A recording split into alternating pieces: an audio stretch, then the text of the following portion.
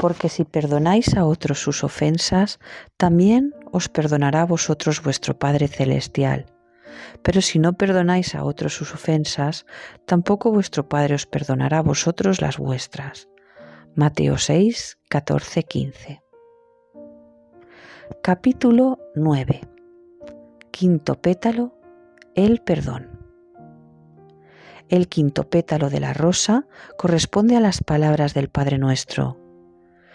Perdónanos nuestras deudas, como también nosotros hemos perdonado a nuestros deudores. La incapacidad a los pocos deseos de perdonar a los demás es nuestro mayor fallo. Es la causa de la mayor de las luchas, tanto personales como mundiales. Cuando nos aferramos a la ira, el resentimiento o la decepción, estamos saboteando nuestra felicidad. Estamos invirtiendo nuestra valiosa energía espiritual en estas emociones negativas, cuando podríamos estar usándola para llevar una vida feliz, atraer la abundancia y mejorar las condiciones del mundo que nos rodea. La incapacidad o los pocos deseos de perdonar nos limitan y hacen que nos encerremos en nosotros mismos. En cambio, el perdón nos da la oportunidad de expandirnos y dejar vía libre a la abundancia en nuestra vida.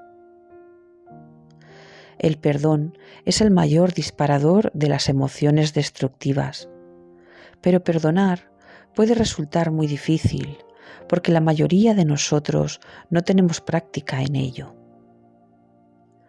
En general, no nos han enseñado a perdonar.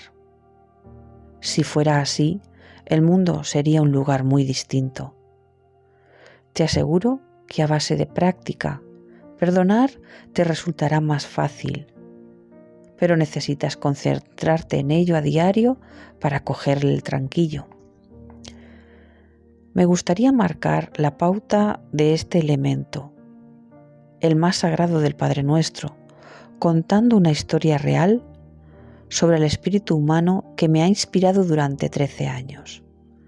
Es la historia más extraordinaria que conozco sobre el perdón. Si albergas hostilidad, rabia o incluso odio hacia otro ser humano, espero que te sientas distinto cuando termines de leer esta historia. Un acto de perdón, el legado extraordinario de Amy Biel y su familia. Amy Biel era una estudiante brillante de la Universidad de Stanford, compasiva y concienciada socialmente, a la que le concedieron una beca Fulbright en 1992. En este año se trasladó a Ciudad del Cabo, Sudáfrica, para trabajar en las comunidades diezmadas por el apartheid, el racismo institucionalizado que asoló Sudáfrica y produjo una censurable discriminación racial y violencia desde 1948.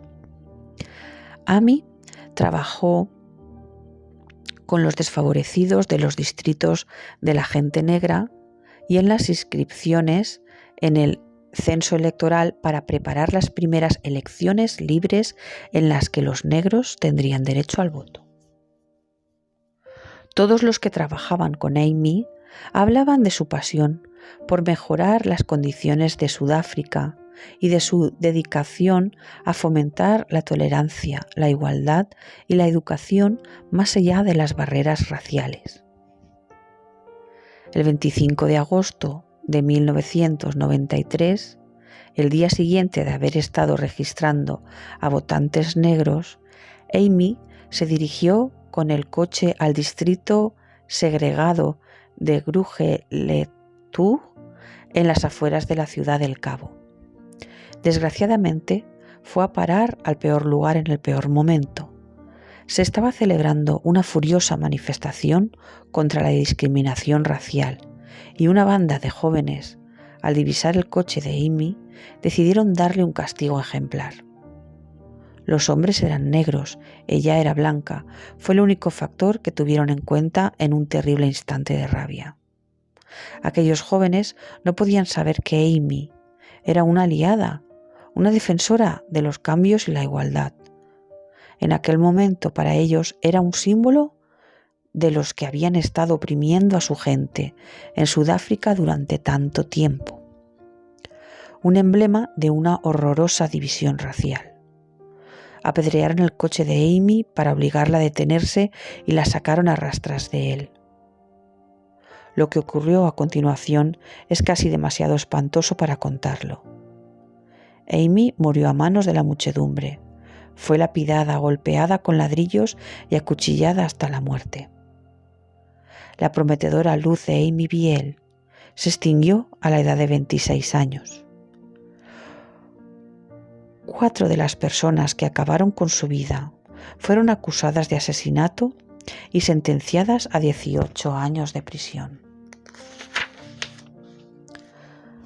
Pero les llegó la oportunidad de una amnistía a través de la Comisión para la Verdad y la Reconciliación de Sudáfrica, un organismo formado por Nelson Mandela para investigar los crímenes perpetrados durante las acaloradas tensiones del apartheid. Linda y Peter Biel, los padres de Amy, asistieron en 1998 al juicio en el que se iba a deliberar si los asesinos de su hija les concederían la amnistía. E hicieron algo completamente inesperado. Expresaron su perdón y pidieron al juez que indultara a los jóvenes que habían asesinado a su hija. Le suplicaron con elegancia y elocuencia que los amnistiara, recalcando la necesidad de poner fin a la violencia mediante el diálogo. Y cuando les concedieron la amnistía, los Biel estrecharon la mano a esos 4 jóvenes que le habían quitado la vida a su hija. Después de permanecer 4 años en prisión, los jóvenes responsables de la muerte de Amy fueron liberados.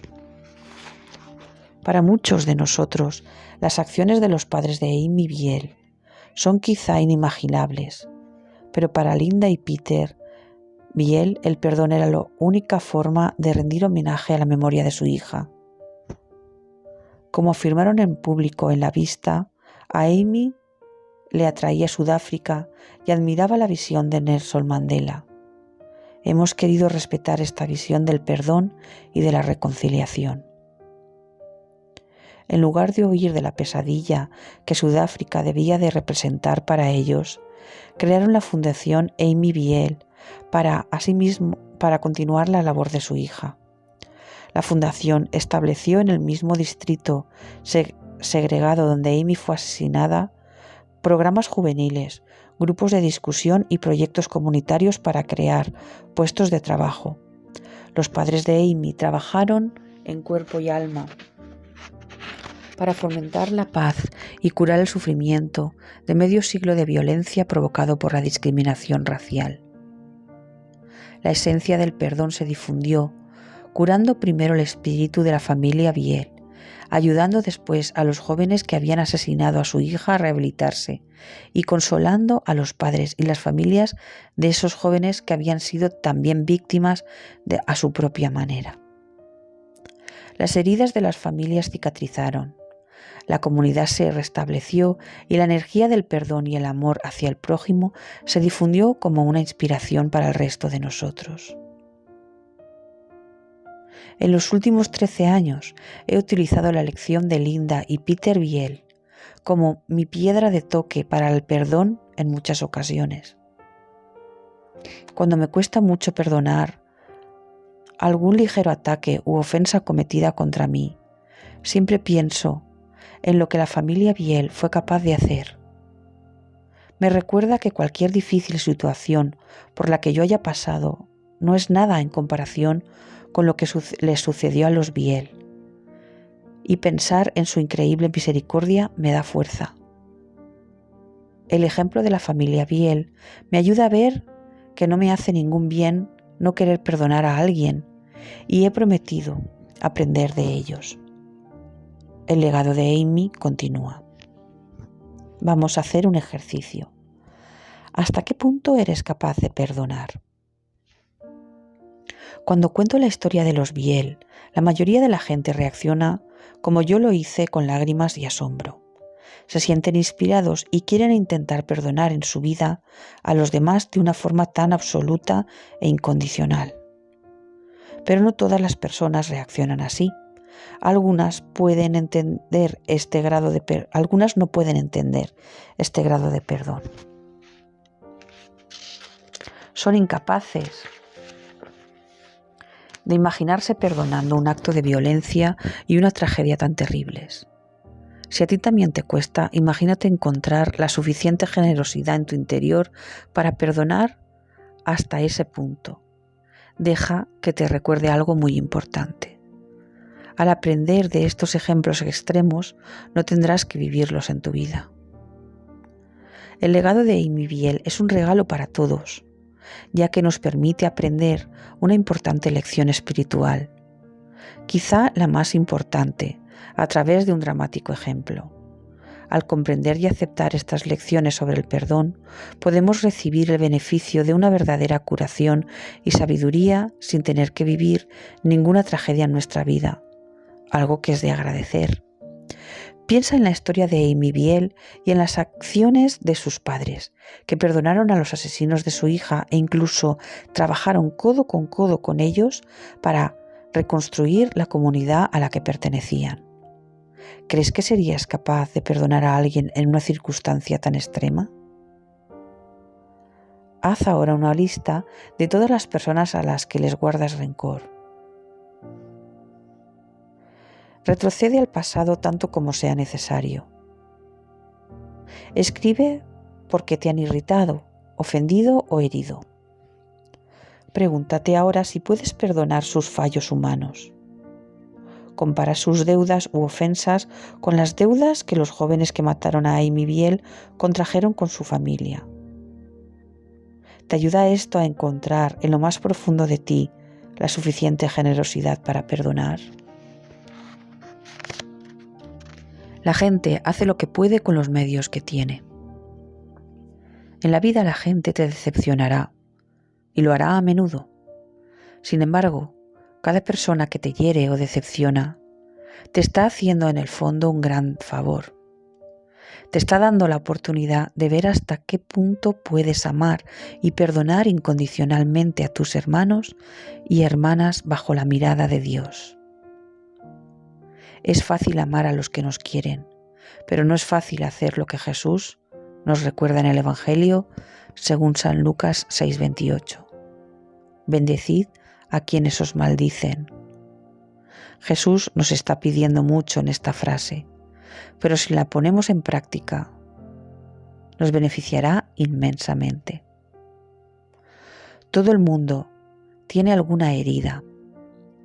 Cuando alguien se comporta mal, suele ser por el sufrimiento acumulado en el pasado.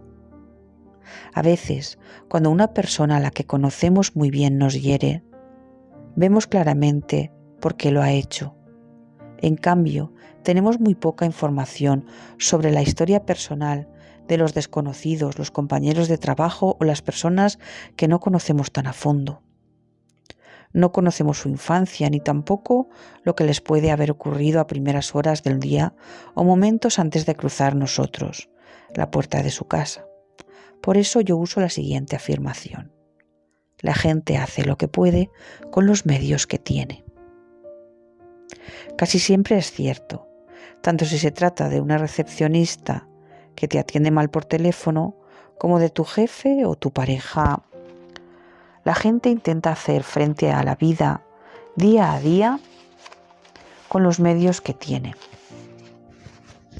Sé compasivo con los demás y repite esta afirmación cuando te sientas irritado.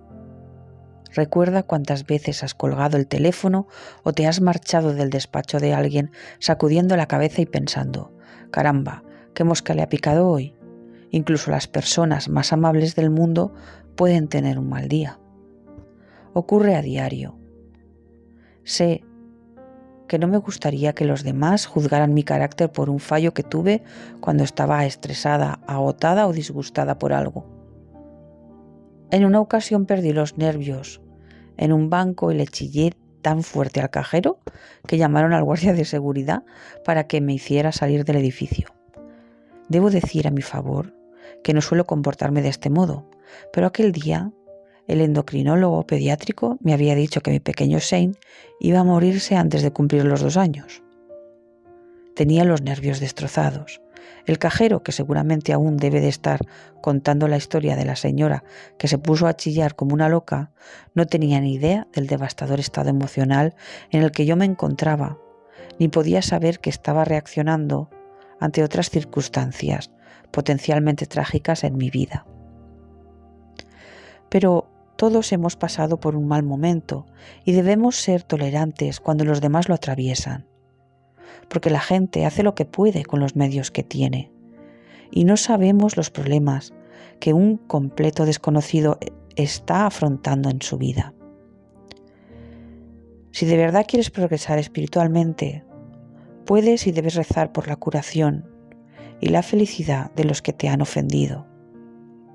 Cuando rezas por las personas que más te han herido, por las que se han portado mal contigo, tu oración beneficia al mundo y favorece tu crecimiento espiritual de una forma espectacular. Hace feliz a Dios y aumenta tu capacidad para traer bondad y abundancia a tu vida. Acarrear rencor multiplica la energía de la oscuridad y reduce tus oportunidades de ser feliz. En cambio, el perdón aumenta la luz y sus posibilidades de ser dichoso. Nadie puede quitarte tu destino. A veces, cuando alguien nos hiere, nos lamentamos de nuestra suerte y exclamamos: ¿por qué? ¿Por qué me ha ocurrido esto si siempre me he portado bien? Seguro que alguna vez te ha pasado algo que te ha hecho preguntarte desconcertado: ¿qué he hecho yo para merecerme esto? Esta es la respuesta, otra ley universal. No siempre tiene que ver contigo. ¿Te parecerá dura esta afirmación?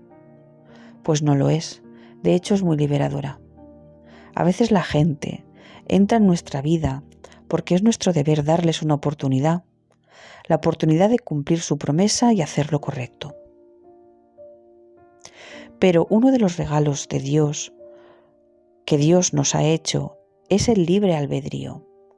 O sea, que cada uno de nosotros puede elegir hacer lo correcto o no. Mientras cumplamos con nuestra promesa de relacionarnos con los demás abiertamente y en confianza, si ellos se defraudan o actúan de una forma negativa o destructiva, es su elección y no la nuestra. Cuando nos ocurra, podemos intentar superar la situación y rezar por ellos. Perdónalos y seguir adelante. Mientras hayamos actuado con integridad, habremos cumplido nuestra obligación espiritual. Esta actitud se puede aplicar tanto en el trabajo como en las relaciones personales y a veces en ambos casos al mismo tiempo. El siguiente ejemplo de mi propia vida me ayudó a entender este concepto y a no quedarme atrapada en una ciénaga de amargura. Después de terminar el borrador de La Esperada, mi novela sobre María Magdalena, fui a buscar un agente literario que me representara a mí y el libro, el producto de 15 años de trabajo. Encontrar a alguien que te represente y apruebe tu obra, mientras otros la rechazan, es un duro proceso por el que la mayoría de los escritores debemos pasar y puede ser muy descorazonador. Cuando una agente literaria muy exitosa y de gran éxito se puso en contacto conmigo y me comunicó que estaba interesada en el libro, me hizo muchísima ilusión. Después de leer mi manuscrito, dijo que quería quedar conmigo para conocerme. A las dos nos entusiasmó la posibilidad de trabajar juntas. Cuando fui a verla a su despacho, se pasó 4 horas hojeando el manuscrito, haciéndome preguntas y dándome ideas para que el libro fuera más comercial. Estuve trabajando con ella en el texto gran parte del año. Me aseguró en repetidas ocasiones que compraría los derechos de la obra y buscaría una editorial que lo publicara en cuanto estuviera segura de que el manuscrito cumplía con todos los requisitos. Yo no tenía ninguna razón para desconfiar de su palabra y seguí esperando. Entretanto, rechacé otras ofertas por haberme comprometido con ella y creer que no me iba a fallar. Pero de pronto me envió un escueto email en el que me decía: después de reflexionar a fondo en ello, he decidido no representarla. Eso fue todo. No me ofreció ninguna explicación, disculpa ni agradecimiento por haber estado trabajando con ella en el manuscrito durante un año. Simplemente se deshizo de mí sin más. Estaba desolada y furiosa, no solo con ella, sino también con Dios. ¿Cómo había permitido que tratara con alguien que me había hecho perder un año? Ahora tenía que buscar a otro agente literario con lo difícil que era, y además el libro podía haberse publicado ya hacía un año. Creía en él con toda mi alma. Sabía que la información que contenía cambiaría seguramente la vida de muchos lectores, como había hecho con la mía. Estaba convencida de que Dios quería que publicara un libro con un mensaje sobre el amor, la fe y el perdón. ¿Por qué me había hecho perder entonces un año entero? Y la respuesta es que no lo hizo. No fue un año desperdiciado, porque forma parte de un plan divino en el que yo era un elemento más en él, un plan que ni siquiera ahora puedo empezar a comprender por completo. Aquella experiencia me enseñó muchas cosas y la primera lección que saqué fue: no siempre tiene que ver contigo. En parte, Dios le estaba dando a aquella mujer la oportunidad de formar parte de un libro que yo estaba escribiendo porque quería tal vez dársela. Se suponía que a algún nivel debíamos trabajar juntas para aprender y beneficiarnos las dos. Ella, haciendo valer su libre albedrío, eligió no participar en mi libro, fuera por la razón que fuera, que además no es de mi incumbencia. Pero esta vivencia fue espiritualmente muy positiva para mí, porque me enseñó la siguiente lección: nadie puede quitarte tu destino. Nadie puede interferir en tu destino, sea lo que te haga en el camino que conduce a la felicidad personal o profesional. Solo tú puedes alterar el plan que Dios ha trazado para ti. En este enloquecedor mundo de 7.000 millones de personas que te frustrarán y crearán obstáculos, sufrirás contratiempos. A todos nos ocurre, pero cuando sigues firmemente tu camino para cumplir los planes que Dios ha trazado para ti, ningún ser humano puede cambiar o estropear tu destino. El antiguo dicho, donde una puerta se cierra, otra se abre, es absolutamente cierto. Dios nos ofrecerá siempre nuevas oportunidades si las acciones de otro interfieren en nuestra misión divina. Esta interferencia solo es temporal, pero podría ser lo contrario. Dios es más poderoso que el libre albedrío de cualquier ser humano y siempre nos llevará hacia otra dirección más sana y enriquecedora. El plan supremo del arquitecto divino no se irá al garete porque uno de los operarios no quiere hacer aquel día su trabajo. Buscará de nuevo operarios que colaboren contigo para que puedas seguir construyendo tu propio monumento. Y cuando descubras que estos contratiempos son temporales, te resultará mucho más fácil perdonar a los humanos sus errores humanos. La gente hace lo que puede con los medios que tiene. Seguramente habrás adivinado que mi historia no termina aquí. En lugar de dejarme llevar por la ira, recé por aquella agente literaria, sobre todo para que no volviera nunca más a a descartar a una aspirante a escritora con tanto desdén. Recé para que se diera cuenta de cómo me había tratado y no le hiciera daño a otra persona de la misma manera. Quizás aquella experiencia tuviera este propósito y después me olvidé del asunto y seguí adelante, sabiendo que Dios me abriría otras puertas. Y así fue. Me abrió un montón de puertas. Me ofreció unas oportunidades más importantes y maravillosas de las que podía haber tenido de otro modo. Podría incluso escribir un libro inspirador sobre el nuevo agente literario que entró en mi vida y la cambió milagrosamente al apoyarme de una forma incondicional tanto a mí como a mi obra. Fue el ángel que me ayudó a encontrar mi destino y a hacer realidad mis sueños, lo cual nos lleva a la última lección sobre el perdón. Cuanto más tolerante seas con los demás, más deprisa aparecerán nuevas oportunidades en tu vida. ¿Has conducido alguna vez un coche equipado con un GPS? Si es así, sabrás que si introduces tu destino aparece un mapa electrónico acompañado de una voz que te indica cómo llegar a él.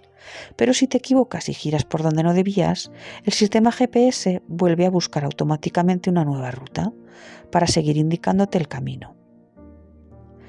Tiene en cuenta el cambio que has hecho y crea la nueva ruta para conducirte a tu destino. Es la metáfora perfecta de lo que Dios hace cuando te ves obligado a cambiar de rumbo. Busca una nueva ruta y te envía a tu destino, pero por otro camino. Cuando más sufras estos contratiempos, más aprenderás a reconocerlos como parte del plan divino y a apreciarlos. Peter y yo ahora nos referimos a este concepto como el sistema GPS de Dios.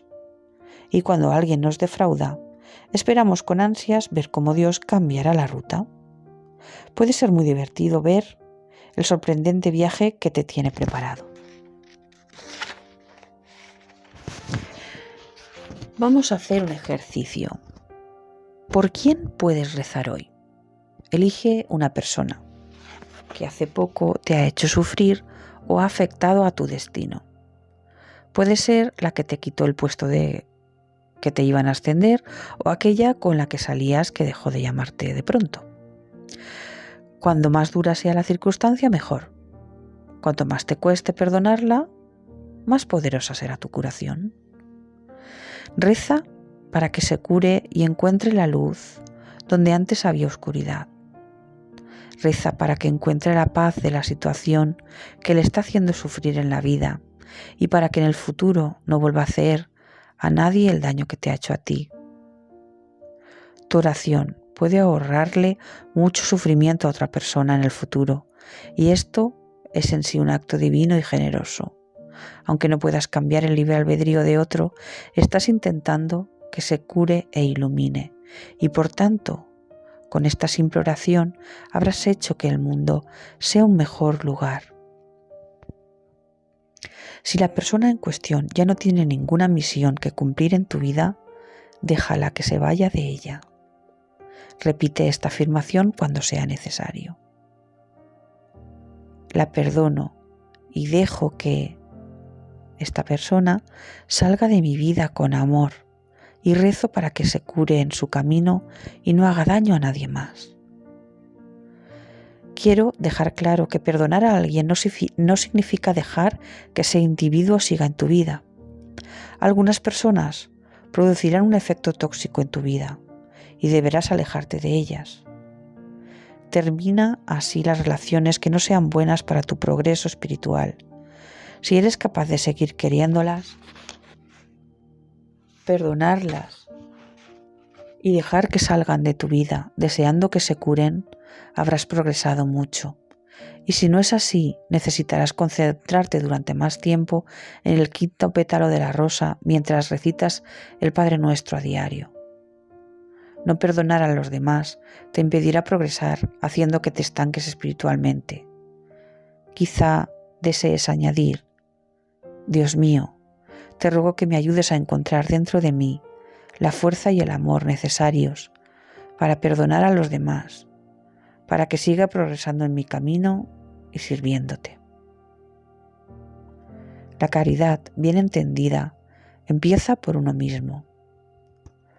Otro beneficio de rezar por alguien que te haya hecho daño es que cada vez que perdonas a una persona y rezas por ella, te envuelve la energía del perdón, con lo que ayudas a que alguien en tu vida que esté enojado o resentido contigo sea también capaz de perdonarte más fácilmente, lo cual nos lleva a la parte del Padre Nuestro que dice: perdónanos nuestras deudas. La caridad bien entendida empieza por casa.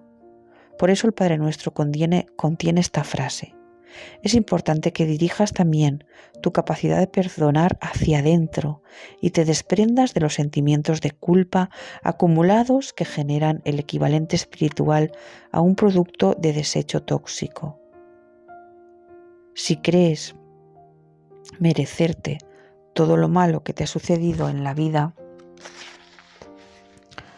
o ser víctima del mal karma, sácate esta idea de la cabeza cuanto antes. Para hacerlo con eficacia, debes recordar a las personas a las que has ofendido en tu vida. ¿Con quién has contraído una deuda? Haz una lista de las personas a las que crees haber fallado o defraudado. ¿Quién puede estar rezando por ti a causa de tus acciones? Incluye a cualquier persona a la que puedas haber hecho sufrir con tus acciones, aposta o sin querer. ¿Te enseñó alguna de estas circunstancias algo sobre ti o sobre tu conducta? ¿Cómo podías haber reaccionado de distinta forma? ¿Cómo te comportarás en el futuro? Expresa en tus oraciones tu sincero deseo de disipar el sufrimiento que causaste en aquellas reacciones. Reconócele a Dios que eres consciente del daño que hiciste a otras personas con tus acciones, que lo asumes y que has aprendido la lección para seguir avanzando. Perdónate, estás aprendiendo y creciendo y cada uno de estos casos son una lección en tu camino. Recuerda siempre este gran precepto que Jesús nos dejó en el Evangelio según Mateo 7:1-2. No juzguéis a nadie para que nadie os juzgue a vosotros, porque así como juzgáis se os juzgará, y con la medida que midáis a otros se os medirá. No juzguéis las acciones de otros, ya que desconoces los secretos de su corazón o su destino. Sé compasivo con tus congéneres y bueno contigo mismo, y cuando alguien de tu alrededor se caiga, ayúdale a levantarse. La próxima vez que te descubras en el suelo, te sorprenderás al ver a quién pertenece la mano que te ayuda a levantarte. El perdón es lo mejor que hay, no te cuesta nada y te permite obtenerlo todo. Ahora que has hecho un progreso espiritual tan extraordinario en el camino del Padre Nuestro, estás preparado para afrontar las grandes cuestiones que te esperan en el sexto pétalo. El pecado y el mal son los últimos obstáculos que debes eliminar para seguir en tu progreso espiritual y alcanzar la felicidad suprema. No te preocupes, no son tan horribles como parecen, porque está en tu mano liberarte de ellos.